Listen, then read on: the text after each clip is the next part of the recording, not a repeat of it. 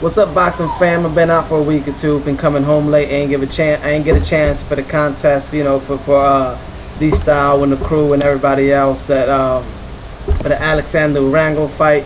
Honestly, I didn't know who Urango was, so I didn't want to put out a prediction out there. You know, I didn't have a chance to look him up either. If I would have looked him up and I would have seen the stats, the height, the style, I would have. It would no doubt in my mind I would choose Alexander to win, because anyone with a good outside game will always be able to defeat Urango. Urango, just his head is too tucked in. You know, it's just I don't like his style.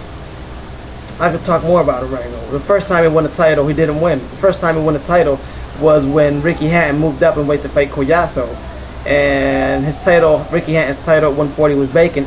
And Urango fought a Mexican guy. That Mexican guy defeated Urango, but they robbed the fight from the Mexican guy and gave it to Urango.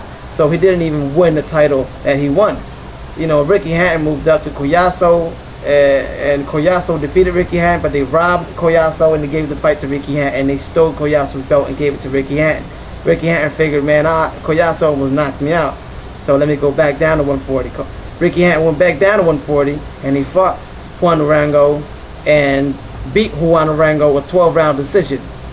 You know, and that's Ricky Hatton, who's smaller, who doesn't have much of a jab. So this Alexander guy, obviously, just knowing or reading that this guy's tall and he fights on the outside with a good jab, there's no doubt that I would have thought he was going to win the fight.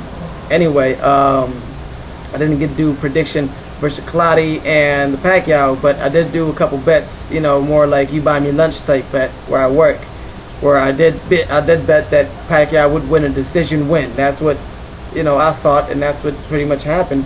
And someone said, you know, I think Pacquiao's going to be able to knock out Clottey, and I thought, true, you know, that can happen. You know, and it almost did. He was trying to catch or counter Clottey with that overhand right for the whole fight. But, you know, Clottey never gave him the opportunity because Clottey knew what was coming. So Clottey, once in a while, he would step out of defensive mode and he would catch Pacquiao with some good punches, but it got to be frustrating when you're punching a guy and the guy looks back at you and he gives you a psychotic type laugh like it doesn't hurt. You know, can you imagine that? Can you imagine being Clottey, being bigger, being stronger, you're hitting Pacquiao in the face, and he looks back at you like a psychopath high on coke. He's looking at you saying, it don't hurt. He's just laughing at you like it's a joke, like it's a game, like you're tickling Pacquiao. Pacquiao's ticklish. He laughed throughout the whole fight. If you didn't get to see the fight, Pacquiao won a 12-round unanimous decision, and you want to see what Clottey did throughout the whole 12 rounds? I'm Joshua Clottey.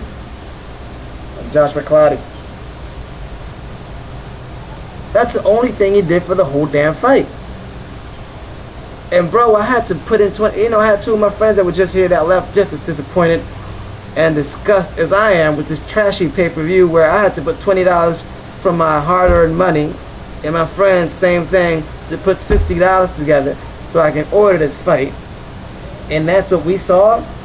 Clottey with his hands up for the whole fight, and then the referee, bro, you got to step in and say, hey man, you better start throwing some punches, I'm going to disqualify you, I'm going to stop the fight, I'm going to take a point away, I'm going to do something, but you got to throw punches, because we're not going to sit here for 12 rounds. You know, this is a big new Dallas football stadium.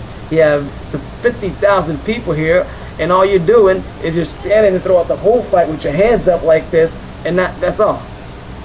But you know, it was just that Pacquiao was so fast. Usually boxers are accustomed to that, you know, you throw your combinations, right, and then you step back to take a breather, and then it's my turn. I'll throw a combination, and then I'll step back to take a breather, and then it goes back and forth, because that's how usually it goes down.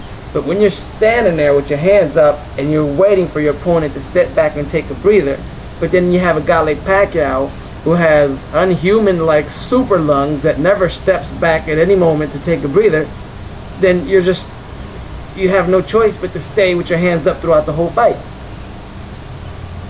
You know, when you punch a guy, it doesn't hurt. He laughs back at you. It's just, at the end of the fight, I really thought Clottey was going to, you know, be pissed off or say something. And the dude smiling and hugging Pacquiao, and hugs and kisses, and Brokeback Mountain and all that stuff, you know, just smiling at each other throughout the whole fight. And I'm thinking, what, you know, I don't even know what I saw. You know, it looked like a professional fighter fighting a bar fighter. It was just, you know, Clottey looked like a Class D, Class F, lower. I can't, you know, it's just, that's what he looked like. You know, Pacquiao was just having fun in there. Pacquiao was training. I think Pacquiao has had tougher sparring sessions than this fight. You know, that tells you everything. You know, that kind of lets you know what happened. That's how weak and boring this fight was. The only thing we got from Clottey in this fight, that he demonstrated to the whole world that he could take all of Pacquiao's punches and not be knocked out. That's all. That's all we saw. And then he asked Pacquiao, "Hey, did you realize that you just out-jabbed yourself?" In the earlier rounds, Pacquiao threw more jabs than he's ever thrown in his whole entire career.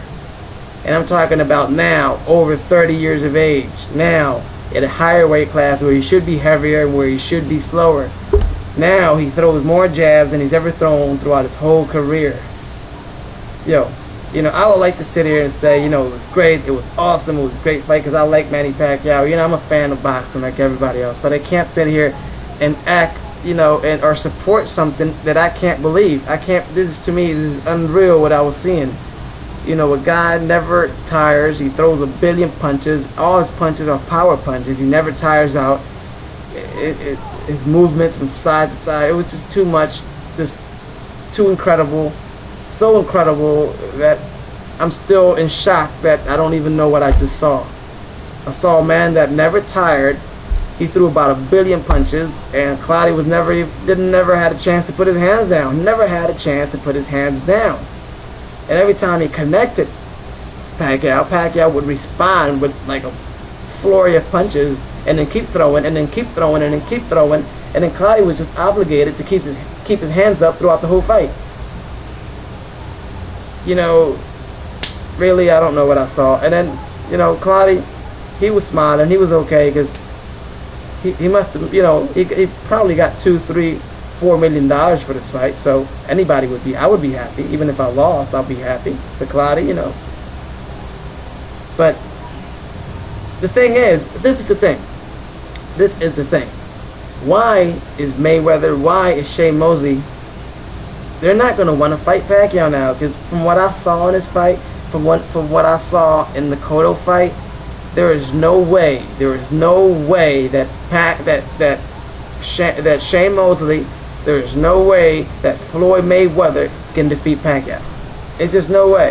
If Pacquiao performs the way that I saw tonight, and if he performs the same way that I saw with the Cotto fight, there's just no way that Mosley or Mayweather have a chance versus Pacquiao, because Pacquiao is on a whole nother level, you know. And if you hear the commentators at the end of the fight, they were saying, like, you know, this guy is too good. I've seen this guy before. This is what that dude with the blonde commentator said. He said, I've seen this guy before, and this guy that I'm seeing now is too good.